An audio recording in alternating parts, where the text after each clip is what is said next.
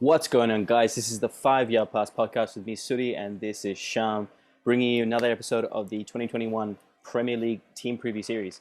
So we've gone through most of the top 10, Shyam. We're down to kind of the Champions League kind of spots, starting off with the Champions League winners. Chelsea did very well last season. Towards the end, they sacked Lampard. I mean, we called for it literally the day before, and to do it now, or they got to carry into the season, and they did.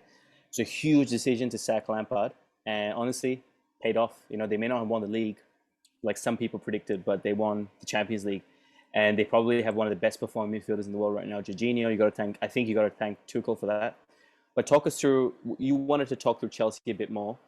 Let's just start with how they went last season, and then we get into transfers after that. Yeah, I think that I thought that they would get better in the second half of the season because their signings would just need a bit of time to adjust. So yeah, despite predictions of them winning the title, they did finish fourth last season. Definitely had a season of two halves. They improved a lot under Tuchel. They were 8th or 9th at the time that that Lampard got sacked. So there was noticeable improvement in there. They won the Champions League as well.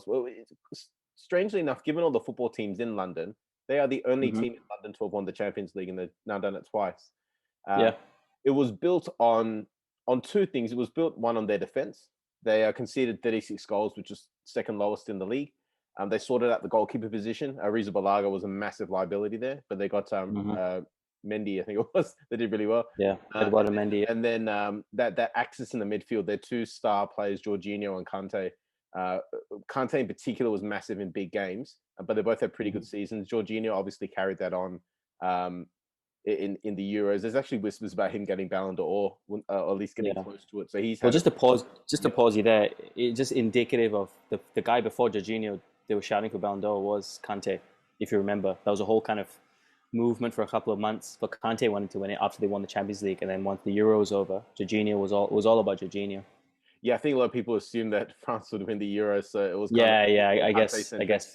But Jorginho, particularly in the final against England, it's not a Chelsea review thing, but particularly in the final against England, I think he helped turn the tide. I think he played really well in that game.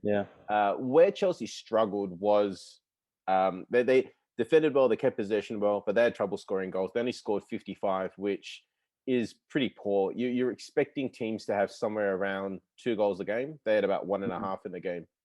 And without pointing fingers, I'm going to point fingers at Werner, Timo Werner. Played well against some of the lower teams, but kind of struggled against middle and top of the table teams.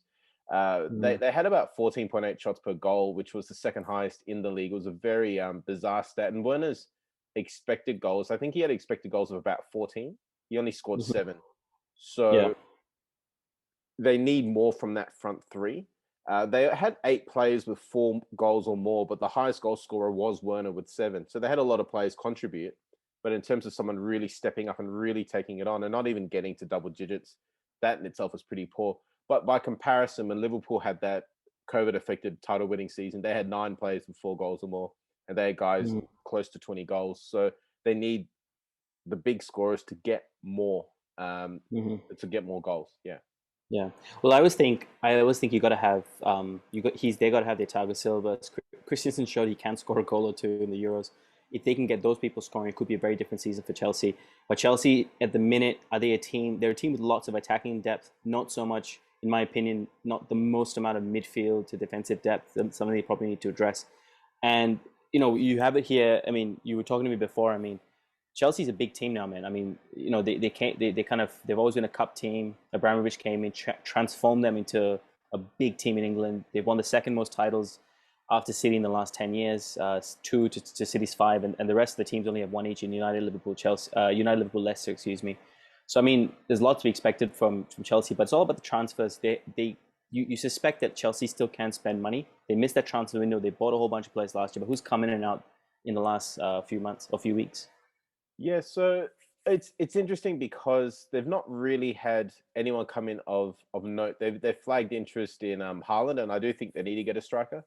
Like you said, they have a lot of attacking players, but there's not really a clear-cut striker, particularly with Giroud out and Abraham possibly out. And there's not really a clear hierarchy. They're very interchangeable, and I think great teams quite often need the synergy between players who have played together for a long time and understand it. But the cream is not risen in that hierarchy yet. And that'll be a big thing for them this season. And given that a lot of them have now had a full preseason, I think that should happen for them. But they do need a striker. I think Haaland is an obvious target, and getting him now, it will cost a lot of money. But I think that it might actually be worth it if you can get a guy and pin him down for 10 years, unless Mino Raiola makes a lot of noise. But Chelsea have enough money to make Raiola shut up. So you never know. Mbappe's another one. I wouldn't be surprised if they made a move for him. He may not want to go to London. He may want to go to Madrid, but I think Chelsea should at least be sounding them out. In regards to outs, like I said, Giroud has been out. Tomori, who was a bit of a fringe player, did well on loan. Went up to AC Milan, He's gone there now. Victor Moses, who's been around forever and not played very much, is gone as well. Dedicated club servant. It's interesting that they've lost a couple of youngsters as well to teams like Birmingham. Lewis Bate went to Leeds. That connection between the academy and the first team is not really where it should be. United, for example, people have said they should go get a striker, but I think United have settled for the idea of Cavani being a short-term solution and Mason Greenwood being that medium to long-term solution. Chelsea don't really do that. They're a bit more immediate in terms of wanting the results, as United have been until Ollie came in. But I think that ability to get players from the academy to the first team, while they've got one of the best academies in England, I don't think they've done that very well. And there's players now moving around and going to other clubs despite the youth team success. Yeah. So, I mean, the expectations for Chelsea this year, that you go and win the Champions League. I mean, as far as cycles go, Tuchel, ironically, is at the start of his cycle. He's gone and won a Champions League. I mean, it could be a curse. It could be a blessing. Who knows? They need to get the striker situation sorted, as you said. Haaland, Mbappe. Their starting off is very, very, very tough.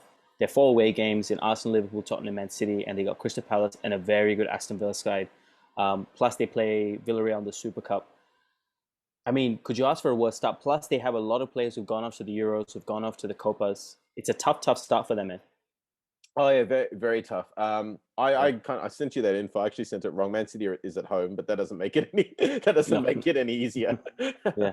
That makes it their toughest home game. But it's a double-edged sword. A lot of their players, like Jorginho, play quite far in the Euros, and Ben Chilwell as well. But there are players like they say generally, when a player plays in the group stages of the Euros, generally they're okay. They can come back to a season and have that break, and they're all right.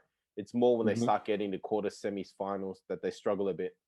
So some of their attacking talent, Mason Mount might struggle a bit at the beginning of the season. He was their best player last year. But guys like Kante will be quite fresh. The German players will be quite fresh. It's a real double-edged sword, because you could say having all those teams early on could be very difficult, but at the same time, if they go out there and win 5 or 6, that's put a foot down. That's football manager stuff, where you win your first 6 games and all the other teams will drop points and you've established a lead. So while it's difficult, there's also a great opportunity. And interesting that you talk about Tuchel's cycle. When you said that, I thought about Roberto Di Matteo, who was Chelsea's other Champions League winning manager, who didn't make it to the end of the year. I think Tuchel's on a bit more solid ground than Di Matteo. But interesting to note, Chelsea do live for the here and now. Yeah, absolutely. And key players. Talk me through a few key players before we wrap it up. Yeah, I think Mount was their top performer last season, statistically.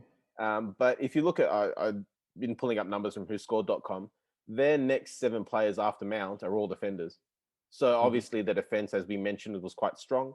The next 3 after that were Jorginho, Kante, and Kovacevic. So that ability to defend and keep shape has really been sort of shown in the statistics of the team.